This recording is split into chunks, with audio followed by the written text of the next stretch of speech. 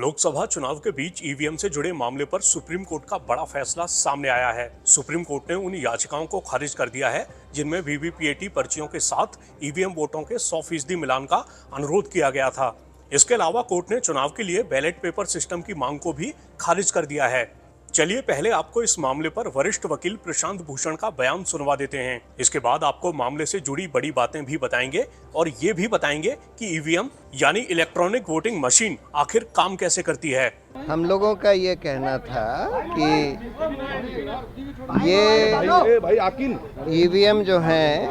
इनमें एक programmable memory होती है क्योंकि सिंबल लोडिंग करी जाती है और इसलिए इनको मैनिपुलेट किया जा सकता है अगर आप कोई उसमें मैलिशियस प्रोग्राम डाल दें। और इस वजह से ये ज़रूरी है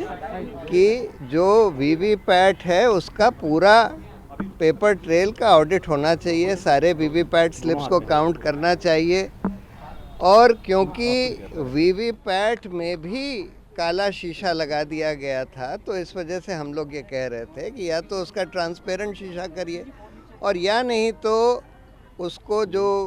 स्लिप जो प्रिंट होती है वोटर के हाथ में देकर और उसको उसमें बैलेट बॉक्स में डालकर और उसकी काउंटिंग कर लीजिए। सुप्रीम कोर्ट ने ये सारी हमारी मांगें को ठुकरा दिया है और ये बोला है कि अच्छा इलेक्शन कमीशन इसको एग्जामिन करे कि सारे बैलेट पेपर्स पर अगर हम वो डाल दें मार्क उस पर मार्क डाल दें जिसको बार कोड जिसको कहते हैं बार कोड डाल दें तो उसकी फिर मैकेनिकली मशीन से काउंटिंग हो सकती है कि नहीं, इसको एग्जामिन करें। और दूसरा उन्होंने ये बोला है कि सिंबल लोडिंग यूनिट जो होती है जिससे symbol loading constituency by constituency करी जाती है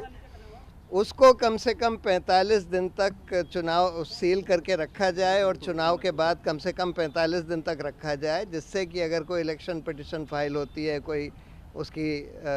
कोर्ट मांग करता है तो उसको देखा जा सके। तीसरी बात उन्होंने ये बोली है कि जो इसमें इलेक्शन कमीशन ने बोला कि नहीं इसमें जो मेमोरी होती है वो तो चिप में बर्नट होती है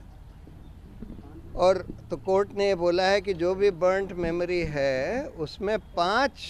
हर असेंबली कंस्टिट्यूंसी में 5 ईवीएम यूनिट्स की बर्नट मेमोरी को एग्जामिन करने का नंबर 2 या नंबर 3 कैंडिडेट दरख्वास्त दे सकता है और उसको फिर एक टेक्निकल टीम एग्जामिन करेगी, लेकिन उसका खर्चा उस कैंडिडेट को देना होगा जो उसकी मांग करता है। ये कह के उन्होंने